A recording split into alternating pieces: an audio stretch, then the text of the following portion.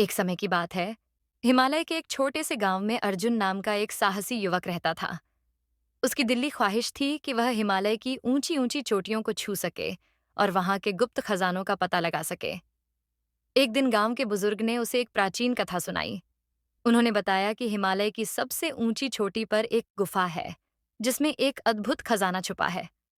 लेकिन उस गुफा तक पहुंचने का रास्ता अत्यंत कठिन है और कई लोग वहां तक पहुंचने के प्रयास में खो चुके हैं। अर्जुन ने इस चुनौती को स्वीकार कर लिया और अपनी यात्रा पर निकल पड़ा। रास्ते में उसे कई मुश्किलों का सामना करना पड़ा।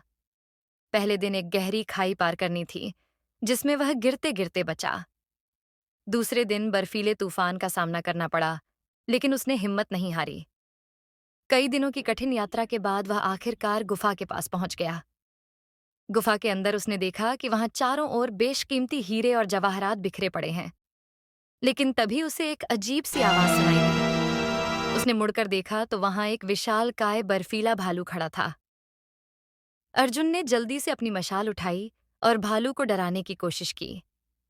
भालू उसकी ओर बढ़ने ही वाला था कि अर्जुन ने अपनी सूझबूझ का इस्तेमाल करते हुए उसके सामने अपनी रोटी डाल दी। भालू रोटी खाने में व्यस्त हो गया और अर्जुन ने वहां से सुरक्षित बाहर निकलने का रास्ता ढूंढ लिया। गांव लौटने के बाद अर्जुन ने न केवल उस खजाने की कहानियां सुनाई, बल्कि अपनी यात्रा से सीखा कि सच्ची बहादुरी और समझदारी से हर कठिनाई का सामना किया जा सकता है। उसकी कहानी अब भी गांव में साहस की मिसाल के तौर पर सुनाई जाती है।